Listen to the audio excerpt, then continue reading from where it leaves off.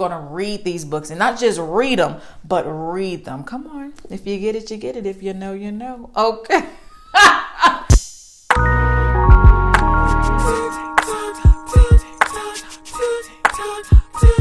What's up, everyone? It is Zandrixa. Listen, thank you guys so much for tuning in. I read a lot, right? So I was just like, man, I just want to share my reading skills with the world and just talk about these books that I read. So I decided to make book reviews with Zandrixa. Woo! People always ask, what's a good book suggestion? What should I read? I want to read something. I don't know what to read. Listen, that's why I'm here. I want to help you figure out what you want to read, and we can talk about it together. All right. Book reviews with Zandrixa, baby. The first book I will be reviewing is Grown, and the author is Tiffany Jackson. Listen, Tiffany is something else. Y'all see Tiffany right here? Miss Tiffany, girl. Tiffany is something else for this book, man. Tiff. I started reading it a week ago, and I'm done with it now, baby. It took me a week to read this book. It's an easy read. I'm one of those people, it matters how it looks on the inside. It matters how the font looks. It matters how the spacing is between each sentence. Is that anal? Yeah. Is that how I like to read? Yeah. I don't know if you're like that. Let me know in the comments if you're like that as well, because I don't play when it comes to my books, okay? For people who have dealt with sexual assault or sexual violence or things like that, it does touch on that. I'm a person who survived a sexual assault situation. I don't like to talk about it because we ain't gotta get into that, but it's okay. It does touch on that, so if that is a trigger for you, it's a trigger warning for this book. It does deal with sexual assault and sexual violence and opioid abuse as well. But let's get into it, man. We ain't gotta get into all that. You know why? Because you're gonna read the book. Yeah, that's why you're gonna read the book. This is a spoiler alert. So if you have not read Grown by Tiffany D. Jackson, please pause this video, read it. It shouldn't take you no long. I'm gonna give you, matter of fact, if you're busy, I'm gonna give you a month to read it. I'm gonna give you a whole month. It took me a week. Okay, I work a full-time job. I read when I get home. I read it before work, before workouts, after workouts. I was into the book like that. I was dug into this book like that. But if you don't have time like that, I'm going to give you a whole month to read this book and come back. But let's get into it. So, I got my notepad with everything on it. Very much, let me show you something. Very much finer. Okay, very much finer. Anyway, the main character is named Enchanted. I think that's just such a beautiful name. But the main character is Enchanted. She is a 17-year-old girl. She's in a suburban household. She's Black, of course.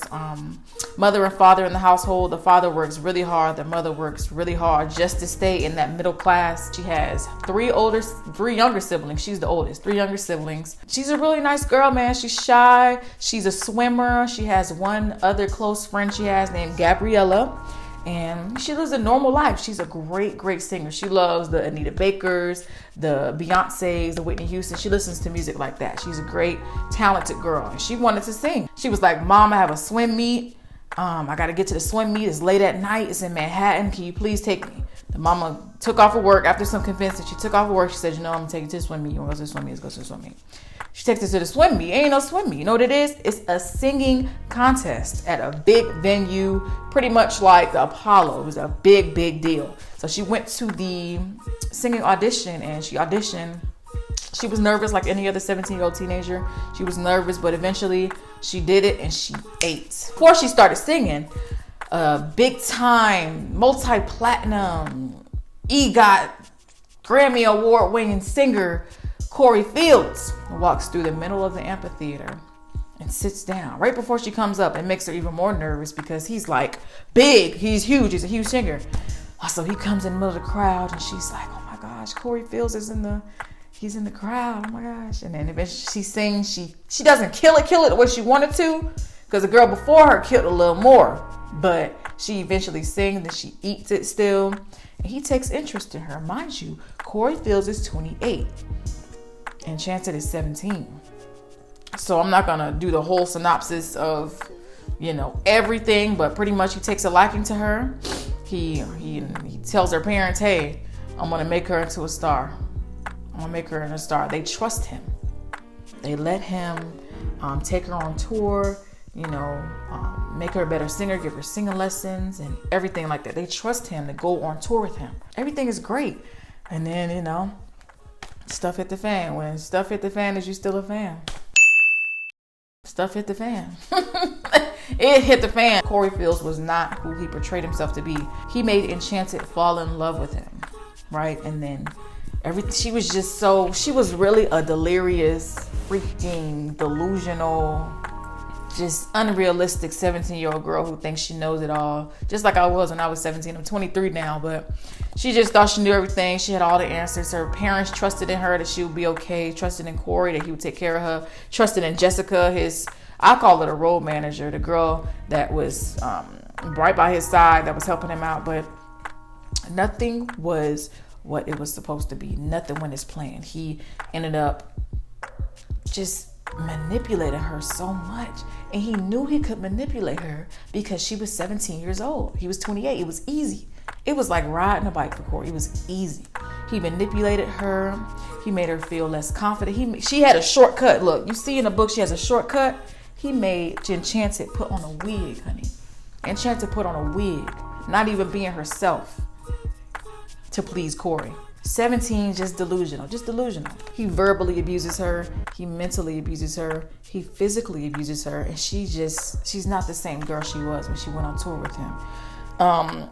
She didn't tell her friend Gabriella that she went and met up with him and they had a whole thing. She was upset with her and it was just really, really bad. He ended up trapping her inside of his apartment and she couldn't get out. I mean, he had her freaking peeing in a freaking bucket, not eating.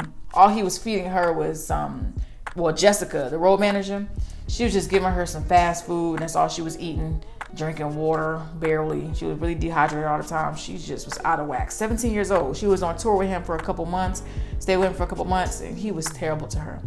I'm not going to explain the whole thing, but just know at the end, it's crazy. In the beginning of the book, it starts off about Corey being dead and she's in a pool of beet juice. I'm like, but beet juice is another name for blood. I just didn't understand where that came from. But every couple of chapters, they talk about the situation where she's in this beet juice. Corey's on the bed. What's going on? Where am I? The police knocking on the door. Her dad on the other side of the door. Like, what is going on? But I like how they went from talking about the beet juice situation where she found Corey on the bed laying dead to reality. At the end, I was like, who killed Corey? Who else was like that? Comment down below if you was like, who killed Corey? Was it Jessica and Richie, or was it actually Enchanted that killed him because she was tired of being abused in all these different ways? I didn't get it at the end. Comment down below if you didn't get it at the end either, because I didn't understand. After reading through a couple of Reddit comments, what happened was, I'm not going to explain everything because if you know, you know. She had this flounder that her and Enchanted and Corey got from Disney World. And the flounder had a camera inside, right? It was like it was literally something like this. It was something like this, right? Just something for the table. He had a camera inside of it. He always had it facing Enchanted because he wanted to see what she was doing at all times. He was just terrible. He was abusive. Just mentally, just messing with her. When he died, right? The camera was still facing the same way. The camera was still facing the same way. He put it before he died. And then guess what? The camera got footage of who killed Corey. The killing was a stabbing, okay? Who killed Corey? Who killed Corey? The video is up and the camera. She had to fight to get that camera though. She had to shuck and jive, shake and bake just to get that camera. But she got it. And she was freed of killing Corey. And the camera showed that Richie stabbed Corey to death. But guess what? Richie stabbed Corey, but Richie didn't kill Corey. Okay, that's what the camera showed. The camera showed Richie stabbing Corey, right? But then the camera shut off. That's not all that happened because Corey was still alive after Richie stabbed him.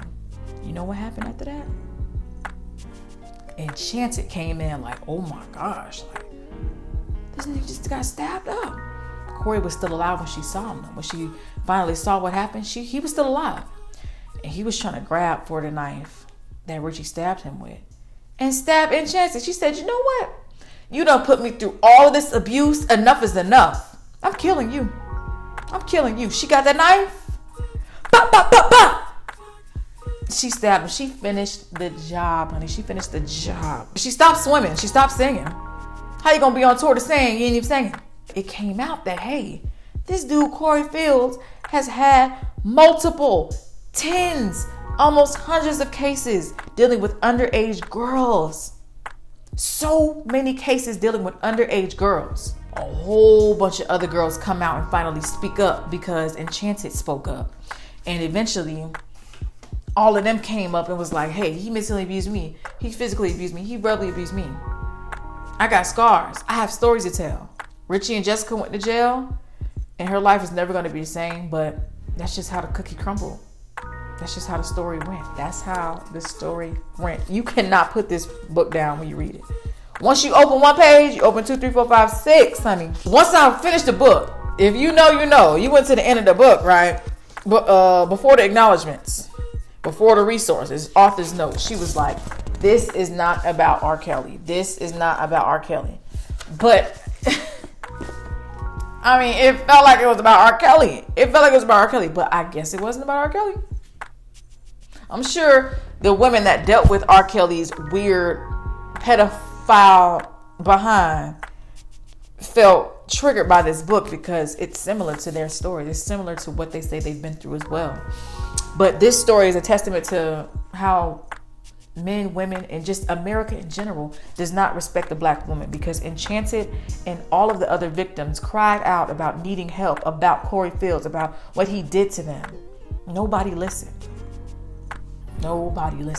Make sure you guys pick up this book, Grown, by Tiffany D. Jackson. It is a great book for black women to read and for anybody to read. And then the next book I will be reviewing is Well, That Escalated Quickly by Francesca Ramsey. This is my girl, honey. She is my girl. Okay, I always followed her on social media.